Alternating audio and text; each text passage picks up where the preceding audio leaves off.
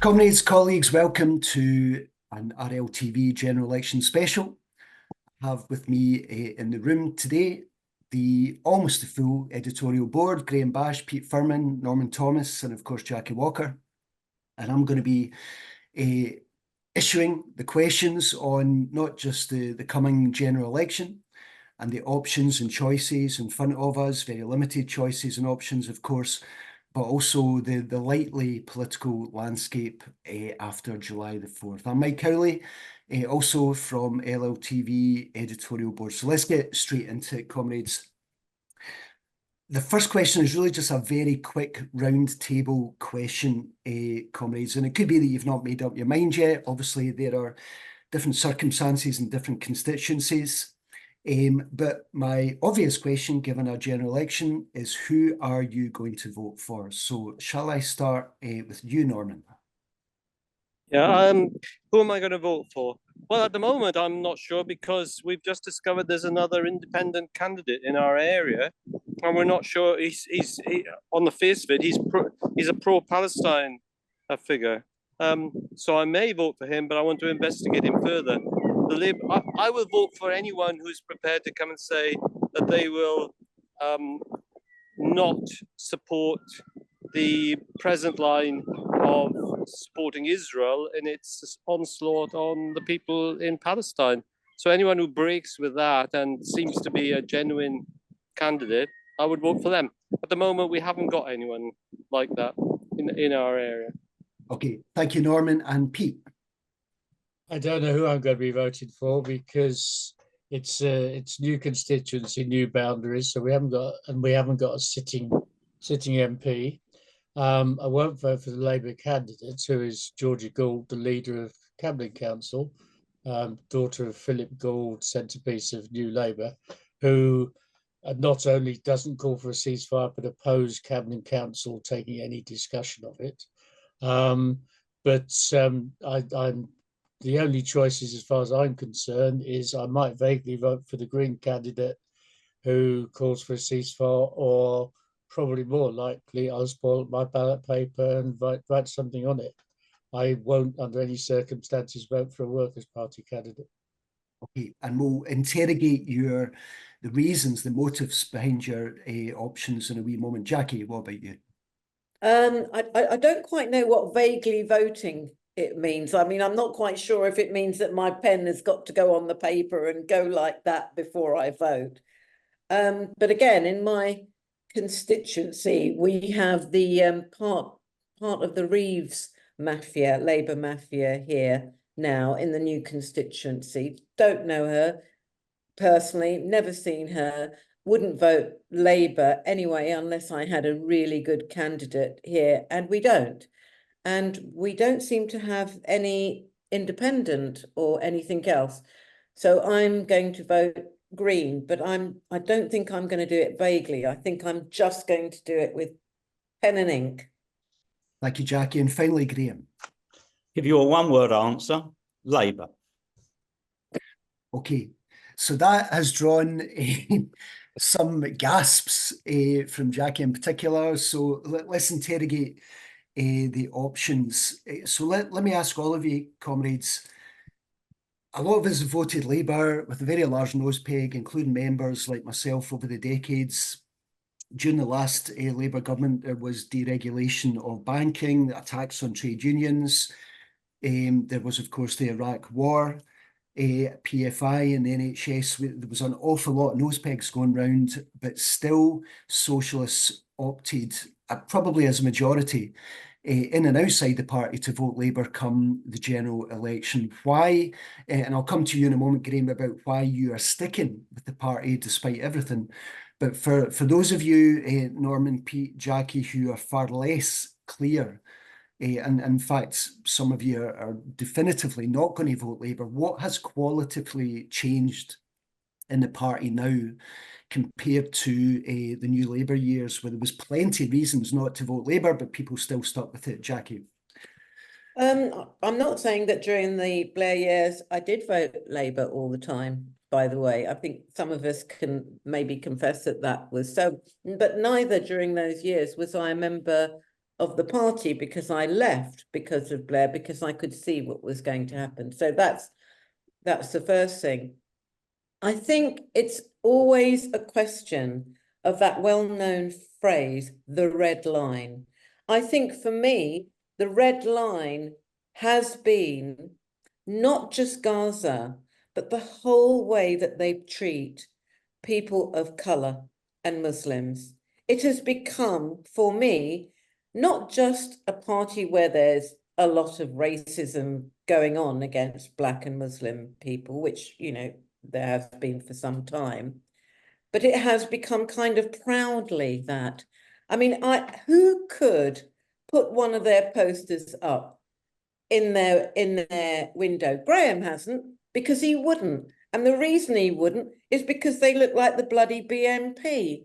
And I am not voting for a party who apes the BNP. So, you know, that's why, for me, the red line is not just Gaza, it's their whole, really, I think, racist response to a whole load of issues. That's apart from the lies and all that, because, you know, the Labour Party was always like that, wasn't it? Anyway. Thanks, Jackie. And we will unpack some of those things going forward. But Pete, why?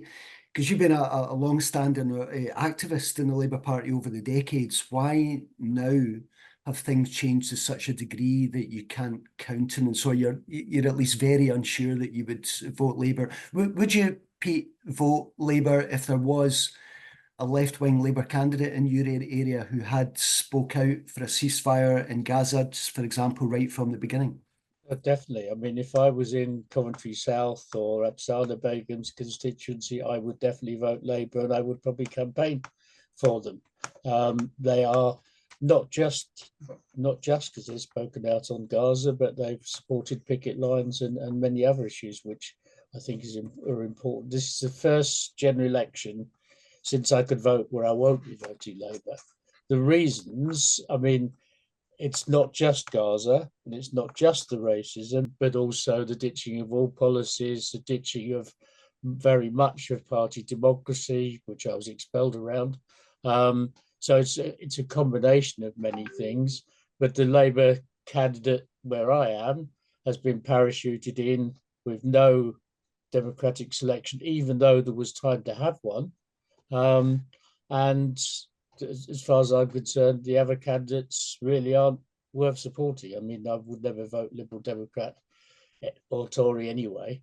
I would throw in there, though, that there are those on the far left who have in the past voted Liberal Democrat in opposition to Labour, and that's not a road I would go down. I think it's very silly to have the approach anybody but Labour. I am in favour of a Labour government. That's an interesting potential contradiction we'll come back to, Pete, in favour of a Labour government, but not in favour of voting for it. And I appreciate we're all adopting these very difficult positions from a very, very narrow palette of options. So, Graham, why, despite everything, are you still going to vote for the Labour Party, a party that has expelled you from its ranks?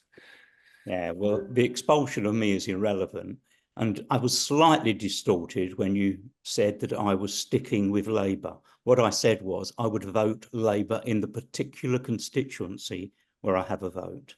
So I want two things from the election: a Labour government with a working majority. And the reason I want that is not at all because they're the lesser of evils. The difference between the programmes of Labour and the Tories is marginal and insignificant. It's because it is a Labour government would provide the best conditions in which we can rebuild, reassemble the left. I just want the Tories wiped out, removed from the equation, because I think the next Labour government would be a car crash. It will be a Starmer government attacking the working class, attacking all of our freedoms. And the last thing we need is any attempt to pose as a slight opposition. Get rid of the Tories, and that's the best way in which we can fight and build a resistance. But secondly, and yes, there is a tension, but not an absolute contradiction. I want socialist MPs to be the voice of the resistance post-election. So I wouldn't vote Labour in every constituency, in Islington North, I would vote for Jeremy Corbyn. And I would vote for candidates where they represent a credible alternative. Now, what do I mean by that? I mean, for instance, where it's a symbolic but important alternative, such as Andrew Feinstein, I would vote for Andrew, no question of that. Stands little chance I would have thought of getting in. I hope in 2 weeks' time I'm proved wrong. I would vote where there is real community resistance, which is given expression by those alternatives, perhaps Newham, perhaps Tower Hamlets, perhaps Liverpool. And I would vote for Joe Bird in Birkenhead, despite the fact, not because of the fact that she's green. So I'd vote for all of these. To be honest, I would vote for George Galloway. I disagree with you, Pete, because for all his appalling politics on actually a number of key issues, his re-election would be seen as a referendum on Gaza. So, and I would vote, I know I shouldn't think he's got much chance, but I have to vote for Chris Williamson because I'm allowed my personal indulgence and I just happen to like the bloke and think he's great. I don't agree with all his politics. So that's that. But I want to get back finally to the question you asked, which was very pertinent. Is there a qualitative difference between Starmer's Labour and Blair's Labour? And I think the answer is not yet. I think that unlike Blair, Starmer could actually see through a split with the trade unions. And that would be the moment of qualitative change. I think that collision will happen under a Labour government. And that's why I want a Labour government. And I don't think that socialists should abstain and be away from that site of class struggle. So, yeah, I will be voting Labour if I get my postal vote in East Thanet for the simple reason there ain't a socialist candidate standing as far as I'm aware. Norman says otherwise. I'm not sure he's right. But subject to there being any socialist candidate with a credible opposition, I'll be voting Labour for that reason, even though the Labour candidate is pretty much an awful Starmerite. So onwards to a Labour government and onwards to the resistance because I want that Labour government smashed by left-wing opposition, trade union opposition, working class opposition. And this is the final point. If we do not rebuild in this period, it's obvious where the threat will come from. It'll come from the far right, with probably a standard bearer of Farage in Parliament. And I think that is a dreadful situation. Is there a qualitative difference between the last Labour government and Labour Party under Blair during that period and Starmer's Labour Party? Well, I've no idea, really. I mean, I think Starmer promises to be a much, much worse thing than anything we've seen before, including Blair.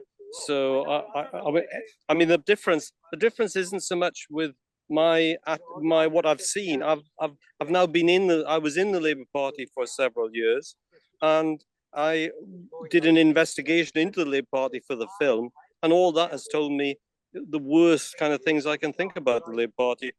Previously, I wasn't, for a long time, I wasn't a member of the Labour Party, so I didn't really know what was going on.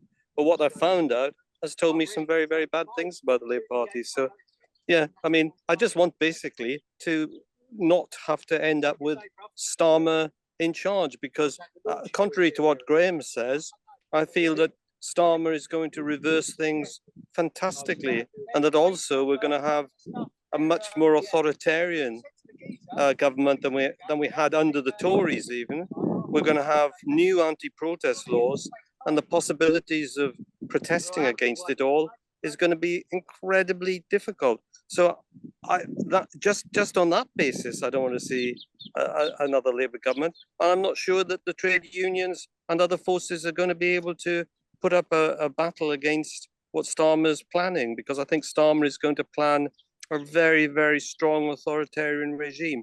My view of Starmer is that he'd be quite happy with the national government, just like old Ramsay MacDonald back in the day. So, I do fear a lot from a Starmer government.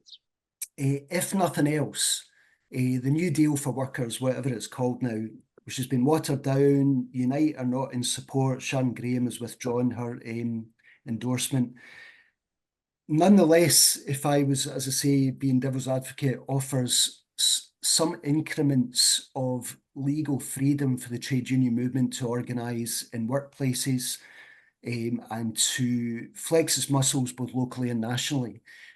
That alone potentially opens up the possibility of a reinvigorated trade union movement with more autonomy and more agency to act, and act potentially independently of the Labour government, should that be necessary. Jackie, what do you make of that? Well, you have a lot more faith and trust, I'm sorry, in the union movement and the ability of the union movement to be reinvigorated than I have. And I'm going to echo now what Graham has just said. I hope I'm wrong about this, but all my experience in the last 20 years of being a union member and seeing how the unions react, it tells me that they are not organizations who respond quickly in that way or adequately in that way. So I can see the break might come if there is some industrial issue that goes on. But I actually think what's going to happen, much more likely, is that what the unions are going to say is that at last we've got a Labour government and they're going to go a bit lighter on them, actually, and therefore what we'll get is absolutely nothing. And I just want to come back something on Graham's, and I'll do it very quickly. One, we're all being told that this is going to be a supermajority. Apparently that's what's going to go on. If that is so, then why is Graham going to be voting for Labour still, when he knows that they're going to get easily more of a majority? And the actual idea that the socialist MPs at this point are going to stand up there in Labour and they're going to be waving a flag is astonishing. They're going to be weaker than they have been, because if what happened, if what's being told happened, they're actually going to be so outnumbered at that point. And the pinch is going to be able to get on them so much. Why would they speak out? They haven't yet. They've seen comrade after comrade actually deleted. They've seen the policies that they once supported deleted. They've done nothing, basically. Would we all agree that a more limited majority for a Starmer-led government would be better than the kind of unprecedented majority that we're potentially looking at? You seem very certainly no, Graham. Yeah, I want the Tories wiped out. I want them out of the equation. I want it to be a clash between a Labour government and the resistance on the ground. Now, I may want it. What I want and what happens, we have to see, but they are at least the best conditions. And Norman's point is he doesn't want to see a Starmer government. Well, you don't want to see a Starmer government, you're going to see a Sunak government. I mean, realistically, I'm afraid they're the only choices. And not because they're better, but for the reasons I've said, I want as big a Labour majority as possible. I would love to see the Tories wiped out into the dustbin of history. And then that would create the conditions for the Labour Party right wing, or the Labour Party as it currently stands, similarly to be wiped out into the dustbin of history. All very optimistic, I know, but we have to deal with what is political struggle and not moral indignation. Well, Jackie, I know you want to come in, but hold that thought a wee moment, because I just want to ask a follow-up question. We've alluded to the Conservative Party and their current implosion, the likely electoral implosion come July 4th. We have seen what I don't think any of us expected, at least to this extent, a reform to the Tories' right actually overtaken them in some polls, and the possible realignment of the right and the far right, the respectable far right, after July the 4th. Can I ask you first, Pete, where do you see, and we're speculating because we don't know, we don't have a crystal ball, but where do you see a potential realigning of the right taking place, and how might that impact where resistance comes from to a Starmer government? I was hoping to actually be able to say something on the New Deal for workers as well, Mike. And very quickly on that, the manifesto doesn't say anything about repealing any of the anti-union laws. not even the minimum service law. So what you're left with is, yes, some stuff about workers' rights, although the preamble to it says after consultation with employers, which implies that, you know, it may never happen, or Are you may you, get Pete, can I what's interrupt? Are you similarly sceptical to Jackie that the trade union movement will not do anything about that? If it turns out that even what is on the table isn't delivered within 100 days. I, And I was speaking a wee while ago to Katie Clark MP, MSP now, who was in Corbyn's office, working in Corbyn's office, obviously, for a while. And she said that even the parliamentary arithmetic won't allow for it to be delivered in 100 days. It's just far too, it's unlikely given how glacial legislation is debated and legislated on. Do you not believe that the trade union movement, even in those circumstances, would make their voice heard? that's Baroness Katie Clark to you, by the way. Um, yes, I mean, well, it depends what I mean by the trade union movement, because if we talk in terms of, you know, the general secretaries, then I probably have about as much faith in them as Jackie does. But I don't think we're just talking about the general secretaries. I think we're also talking about, you know, the wider workers' movement. And what's interesting in that respect is there are actually quite a few areas taking strike action between now and the general election, including on general election day itself, which I think is a positive sign that people aren't backing off in sort of the hope of a Labour government will deliver everything.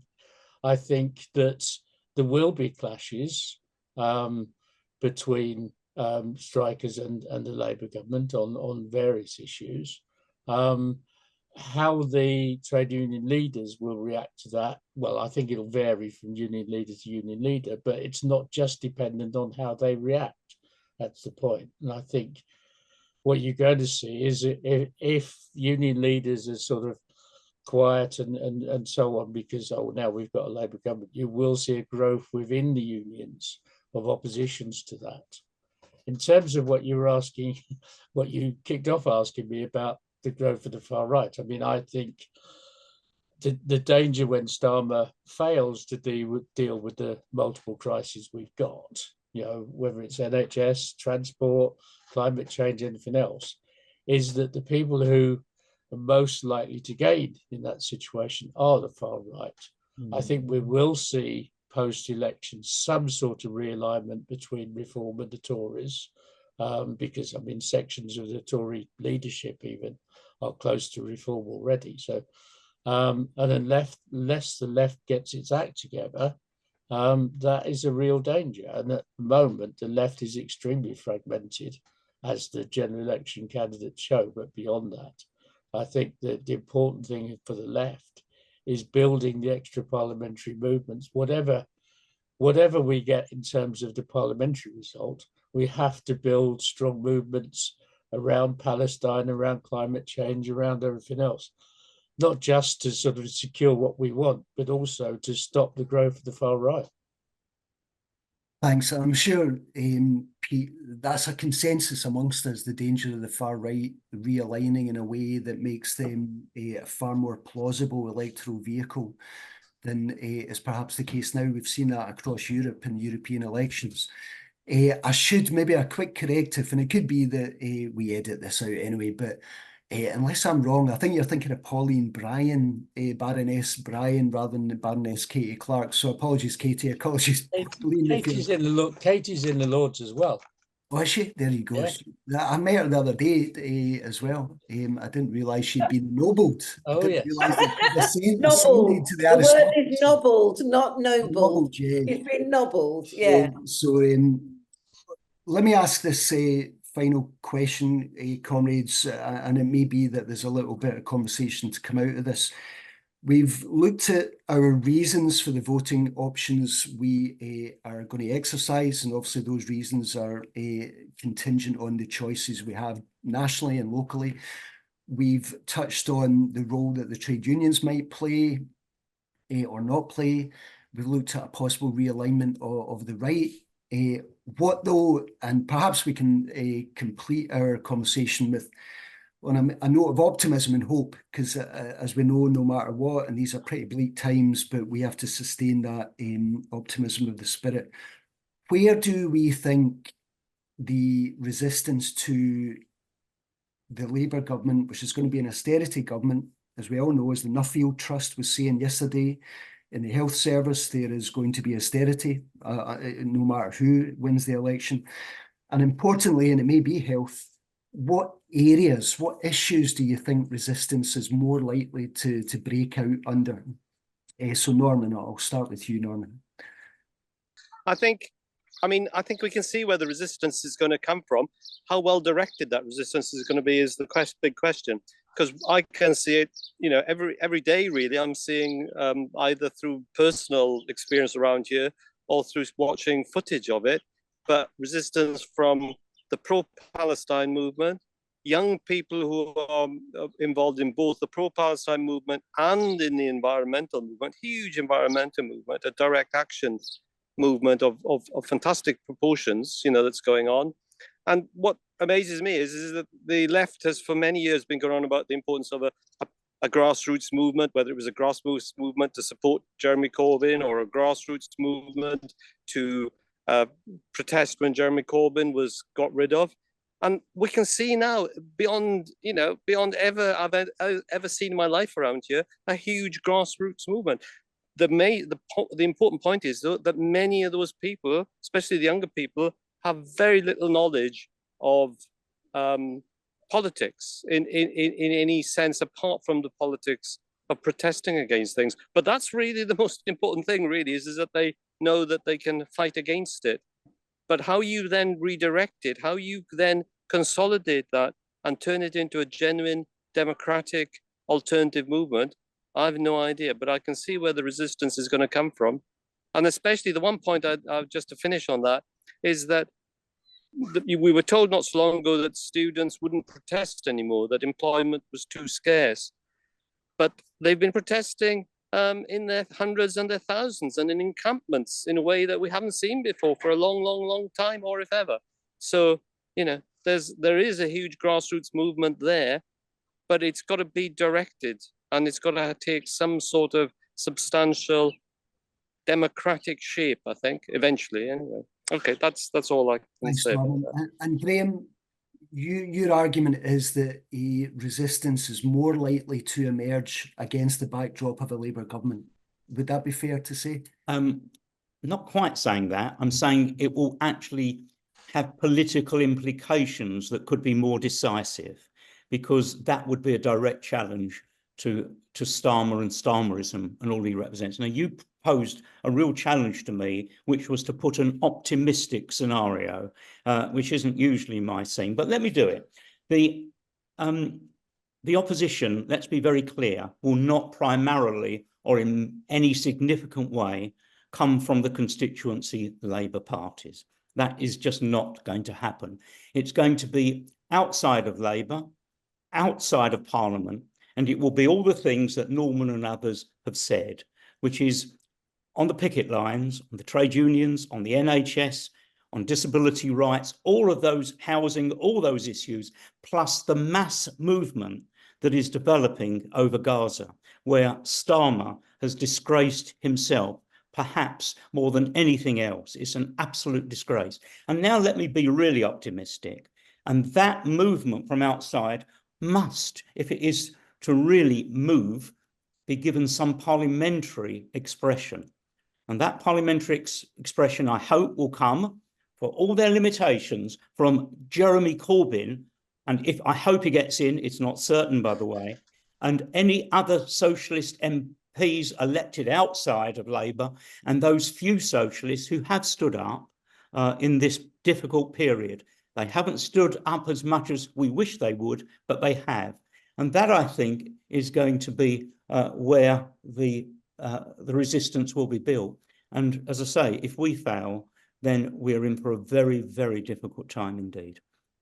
And Pete, before I finish with Jackie, it used to be, for yourself, Pete, I know this would be the case, that whatever resistance was taking place outside the Labour Party would inevitably find expression positive expression in some way within the Labour Party, whether that was via the trade union movement or wider community and liberation struggles. Are you pessimistic that the Labour Party is a vehicle for those kind of articulations at all anymore? In other words, it's so sealed off from grassroots organisation and trade union impetus that the Labour Party is essentially a dead place, a dead zone for, in fact, possibly even a parliamentary barrier to politics from the street breaking into the Houses of Parliament.